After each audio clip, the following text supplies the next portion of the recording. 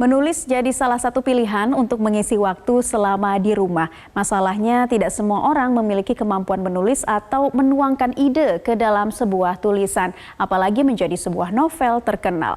Di antara yang sangat jarang itu adalah Dewi Lestari atau lebih akrab disapa Di Lestari, penulis, penyanyi, dan juga pencipta lagu. Kita langsung sapa Di Lestari yang saat ini sudah hadir bersama kami. Selamat siang, Mbak Di. Apa kabar? Sehat selalu, Mbak? Hai, selamat siang, sehat-sehat. Naila, terima kasih. Iya, Mbak Di, kita juga pengen tahu dong kegiatan Mbak Di selama di rumah. Ini ngapain aja sih? Aduh, sejujurnya saya justru sibuk sekali ya di masa stay at home ini. Dari mulai akhir tahun saya sedang menggarap satu manuskrip non-fiksi, lalu sekarang sedang menggarap manuskrip fiksi, dan juga sedang menyiapkan workshop menulis. Jadi benar-benar padat sih. Saya sendiri nggak terlalu banyak penyesuaian karena memang sudah terbiasa kerja dari rumah. Cuma memang di dalam masa sulit ini ya lebih banyak restriksi ketika kita mau keluar untuk bersosialisasi dan sebagainya. Cuma kalau soal bekerja dari rumah, rasanya memang sudah jadi second nature buat saya. Wah, jadi lebih produktif tentunya ya. Mbak Di ini kan penulis novel juga, pencipta lagu, iya. Nah, bedanya passion ketika menulis novel dan juga menciptakan lirik-lirik lagu. Ini seperti apa sih, Mbak? Beda banget sih ya. Memang intinya adalah tetap kita harus melakukan storytelling atau seni bercerita. Jadi baik novel yang mungkin isinya puluhan ribu kata ataupun lagu yang cuma durasinya 5 menit, tetap kita sama-sama harus menceritakan sesuatu, ada pesan yang harus disampaikan, dan ada sesuatu yang meninggalkan kesan kepada pendengar atau pembaca gitu. Tapi tentu saja kalau novel kita butuh komitmen waktu yang jauh lebih panjang. Saya bisa mengerjakan novel 1 tahun, 1,5 tahun.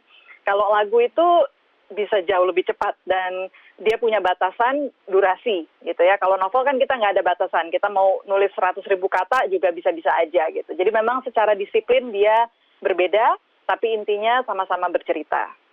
Baik, Mbak Di sebagai seorang penulis novel yang juga cukup produktif begitu, mungkin Mbak Di bisa ceritakan seperti apa sih proses kreatif saat memulai sebuah tulisan, itu diawali dari mana sih, Mbak?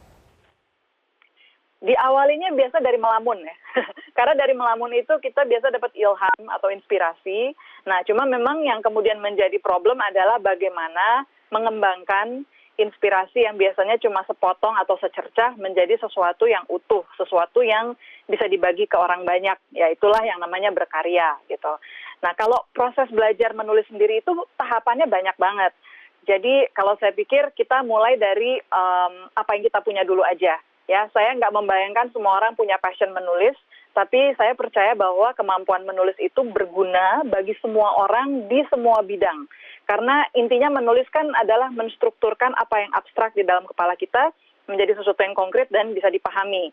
Jadi mau itu diary sekalipun, kita punya misi yang sama, ya, menjelaskan sesuatu yang abstrak menjadi konkret. Nah, di masa sekarang ini saya rasa yang paling pertama orang tuh banyak takut. Nulis itu kayaknya dianggap susah banget, jadi orang takut mulai. Padahal mulai aja dulu, dan nggak harus punya target berkarya. Tapi minimal mencurahkan perasaan kita, atau sekarang ini lagi banyak orang stres, resah sama situasi, coba dituangkan ke dalam tulisan, ya, yang kita nikmati sendiri atau kita bagi ke sedikit orang. Nanti kalau udah mulai pelan-pelan, ada struktur yang terjadi, dikembangkan menjadi artikel atau cerpen, gitu ya. Tapi kita mulainya kecil-kecil aja dulu. Aja dulu ya. Mbak Di, tadi seperti yang Mbak Di jelaskan juga sebetulnya banyak ya yang bisa kita lakukan untuk tetap produktif di rumah di tengah pandemi seperti saat ini. Termasuk juga yang Mbak Di gaungkan bersama dengan teman-teman lainnya, menelurkan atau menularkan juga nih semangat bagi para generasi muda untuk berkompetisi lewat menulis. Nah, bisa diceritakan tentang hal ini, Mbak? Iya, jadi ada kompetisi menulis di Kuiku, di mana peserta diharapkan untuk mengumpulkan novel, ya. Novelnya ini sekitar 30.000 kata, ya. Jadi memang novel 30.000 kata itu bukan novel yang panjang-panjang banget kok. Itu novel yang cenderung singkat, ya. Nah, jadi nanti kirimkan. Kebetulan ada saya sebagai dewan jurinya, dan menurut saya ini wahana yang bagus banget untuk kalian berkreasi, mencoba menulis novel dan bisa jadi menjadi pemenang, dapat hadiah, akhirnya produktif, dan saya yakin orang biasanya kalau udah berhasil tamat satu nih, dia akan ketagihan, dia akan berkarya terus gitu. Nah, jadi jadikan ini sebuah kesempatan untuk kamu menantang diri sendiri ya. Ayo berkarya dan siapa tahu aja jadi pemenang ya kan. Regenerasi para penulis muda di saat seperti ini menurut Mbak Di seperti apa? Sekarang kita punya banyak sarana untuk berbagi ya. Kalau dulu mungkin lebih terbatas, kita cuma punya media massa atau lewat penerbit gitu. Sekarang orang sudah bisa self-publish atau bikin blog ya. Jadi sebetulnya lebih banyak lagi sekarang cara untuk kita berekspresi gitu.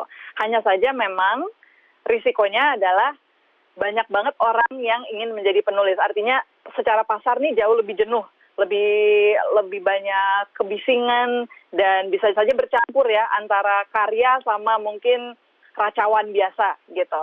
Tapi saya rasa disinilah saatnya yang paling penting untuk anak-anak muda mencoba kreativitas mereka ya dengan begitu banyak pilihan untuk berekspresi.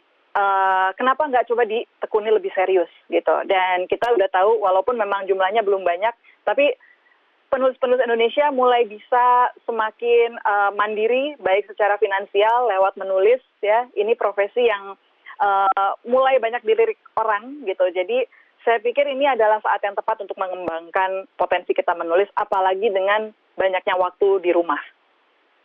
Setuju. Terima kasih Mbak Dewi Lestari sudah bergabung bersama kami di Newsline. Naila, Sehat terima kasih selalu. juga.